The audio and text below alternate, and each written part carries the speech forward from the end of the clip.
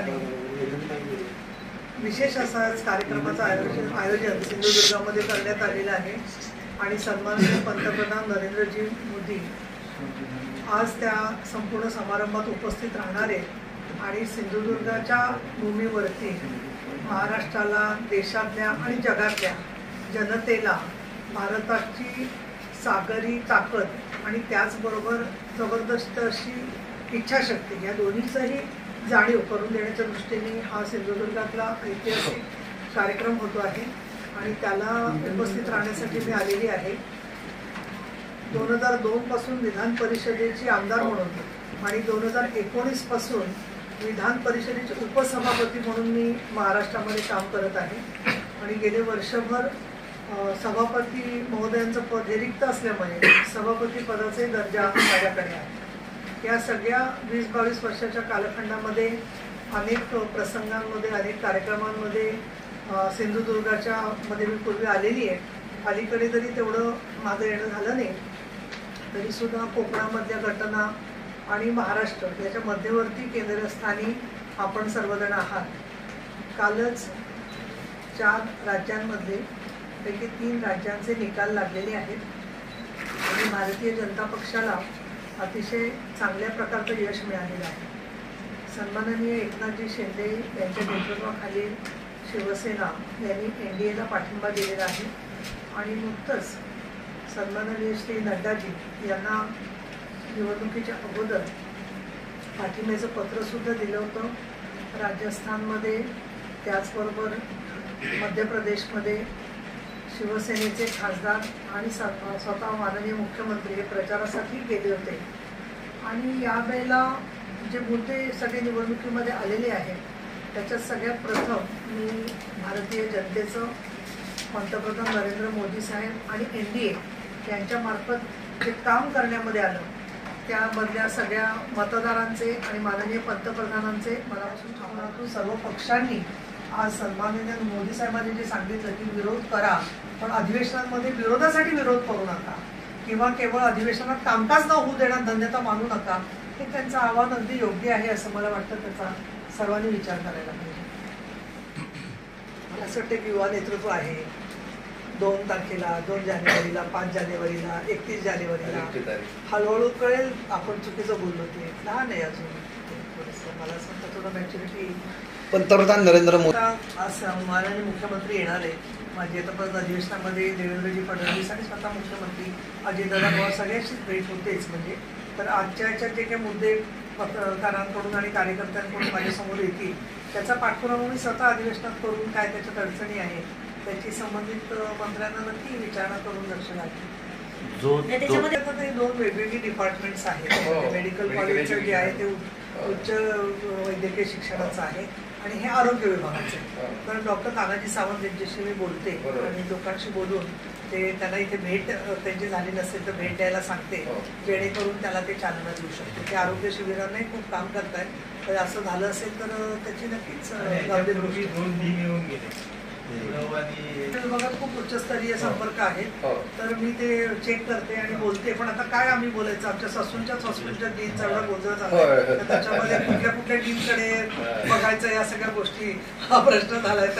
पण मी की शिवशाहीचं सरकार चालवलं होतं त्याच्या आधीपासूनच राम जन्मभूमीचा विषय प्रलंबित होता आणि या राम जन्मभूमीच्या विषयामध्ये कायम एक राष्ट्रीयत्व, हिंदुत्व म्हणजे राष्ट्रीयत्व म्हणण्यापेक्षा राष्ट्रीयत्व म्हणजे हिंदुत्व ही भूमिका बाळासाहेब ठाकरे यांची होती आणि त्या भूमिकेतूनच ज्या ठिकाणी कुठे समाजामध्ये 2 भाग झाले त्यावेळेला बाळासाहेब ठाकरे ठामपणाने बरोबर उभे राहिले होते.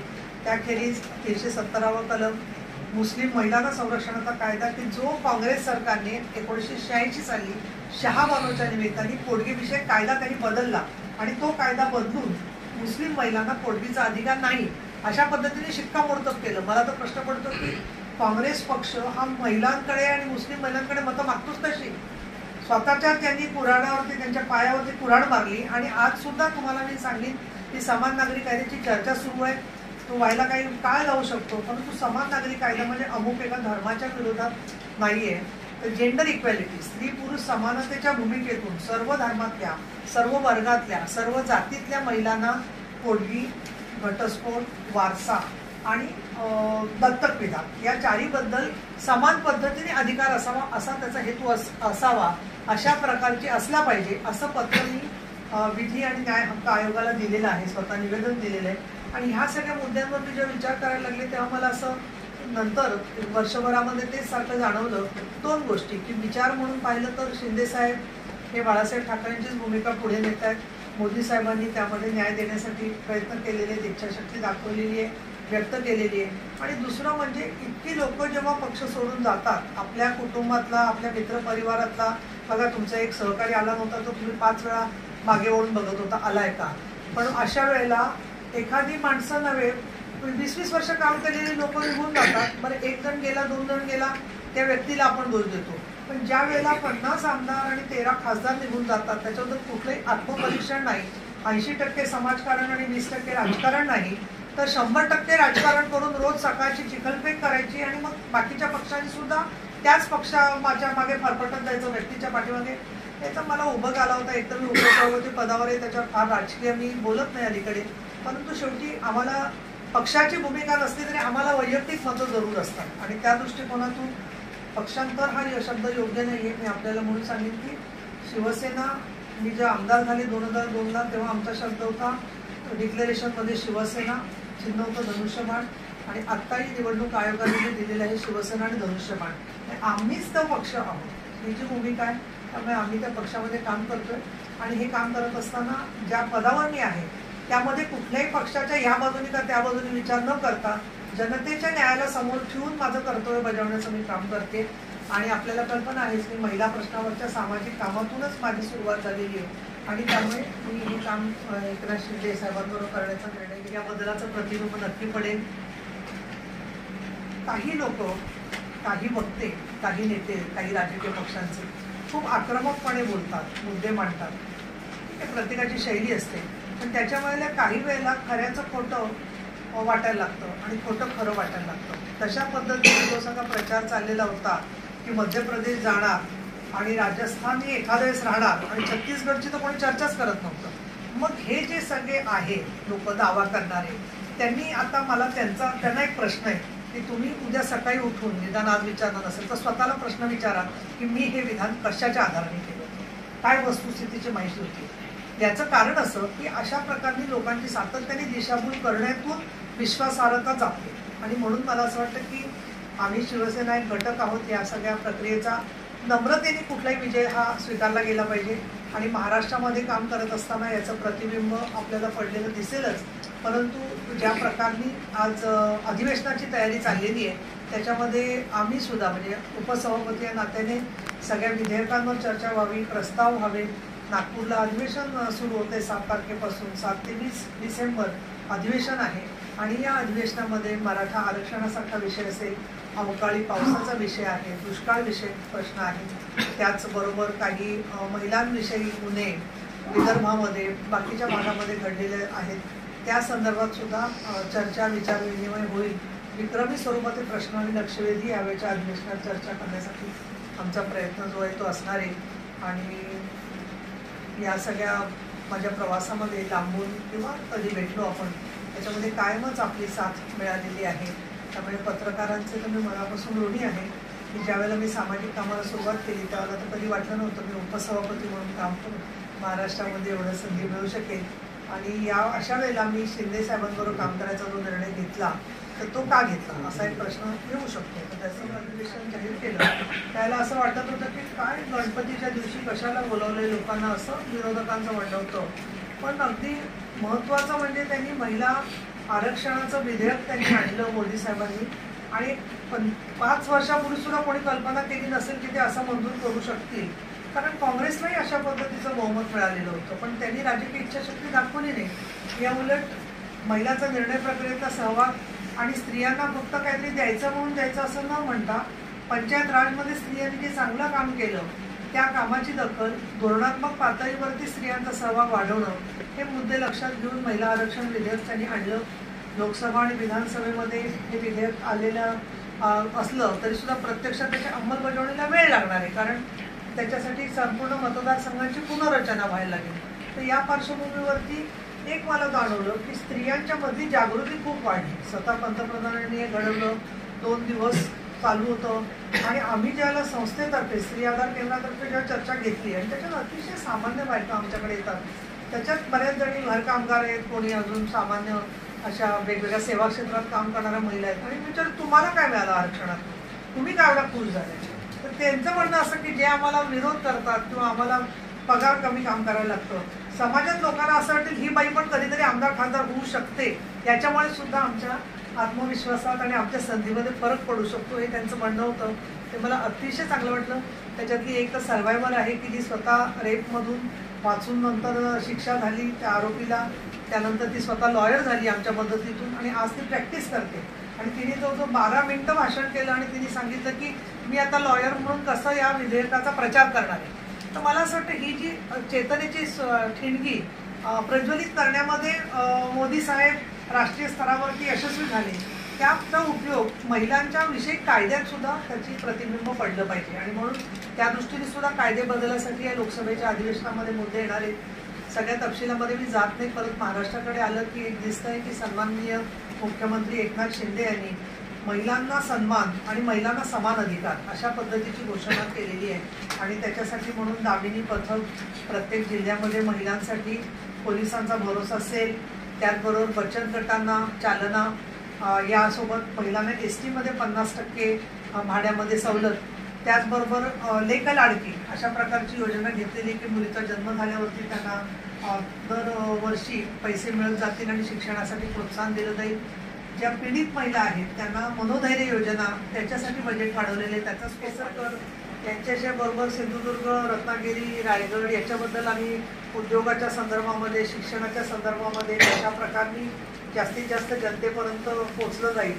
आणि आमचे जे बाकी आमदार आहेत भरत गोगावले वगैरे, त्यांची विकासासाठी जी धडपड चाललेली आहे, तर यांच्या मार्फत सगळे आमचे पूर्वे आहेत. मी अलिबागलाच गेले होते दळवींच्या कार्यक्रमाला, त्यांनी बचत गटांना चालना देण्यासाठी एक गावच उभारले की ज्या ठिकाणी त्यांचे प्रॉडक्ट्स उपलब्ध करून दिलेले आहेत.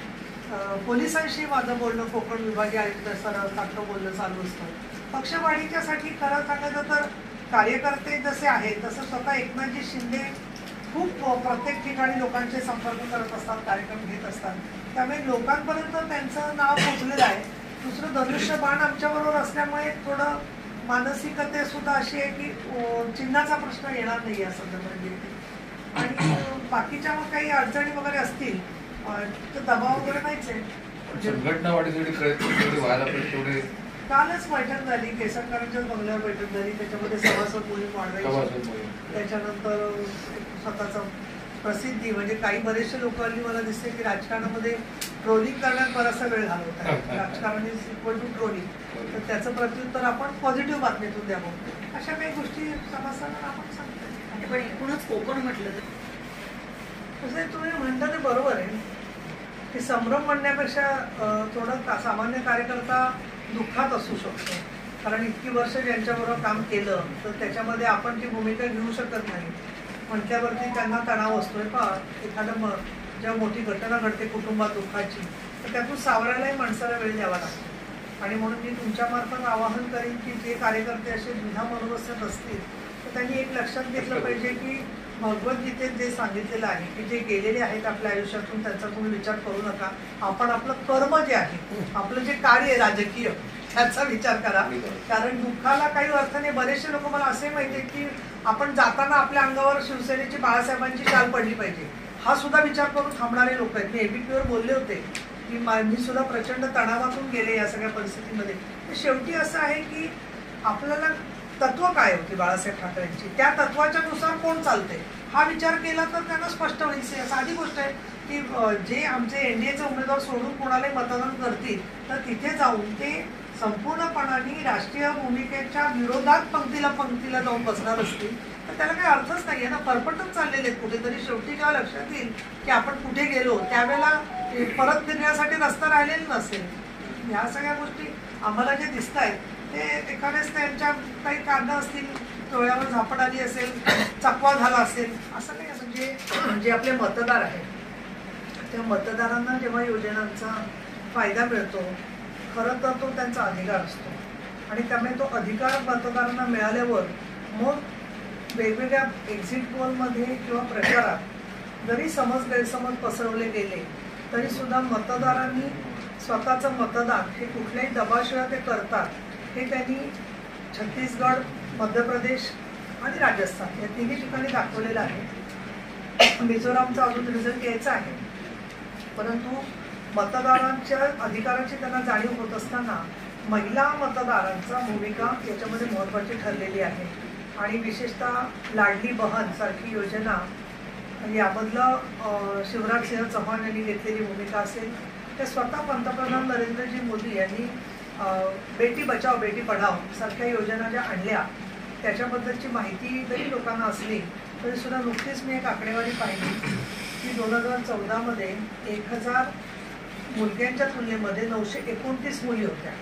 त्यात सिंधुदुर्ग आणि कोकण खरंच म्हणजे एक प्रागतिक परंपरा असणारे भाग आहेत की इथे मुलींची संख्या जास्त आहे किंवा बरोबरीने आहे, कायम राहिली आहे शिक्षणामध्ये, चांगल्या मार्कांमध्ये आणि मुलींच्या जन्मामध्ये. म्हणजे मुलगी झाली म्हणून तिला जन्मताच नाकारणं याचं प्रमाण खूप कमी आहे. तरी काही गुपचूप घटना घडत असतील. आता जेव्हा आकडेवारी आली आहे ती प्रातिनिधिक नाही आहे, परंतु त्यांनी भारताचा एक आपली सेन्सस होण्याच्या आधी एक संपूर्ण पाहणी केंद्र सरकारचेच हेल्थ डिपार्टमेंट करतं आणि त्याच्यामध्ये असं दिसलेलं आहे की 929 वरून भारतामध्ये साधारणपणे 955 पर्यंत मुलींचा जन्मदर वाढलेला आहे. म्हणजे ठिकठिकाणी स्त्रियांच्या जागृतीसाठी जे पुरुष आणि महिला माता पिता दोघांनी मिळून जी जबाबदारी घ्यायची असते त्यामध्ये सुद्धा आपल्याला जसं पोलिओसारख्या मोहिमांमध्ये यश मिळालं किंवा कोरोनामध्ये आपण त्याच्यावरती मात केली, तसं या अतिशय अवघड मुद्द्यावरती सुद्धा पंतप्रधान नरेंद्रजी मोदी यांनी राजकीय इच्छाशक्ती दाखवली. आणि महिला आमदार होणं यासाठी म्हणून एक जनाधार करावा लागतो स्वतःचा.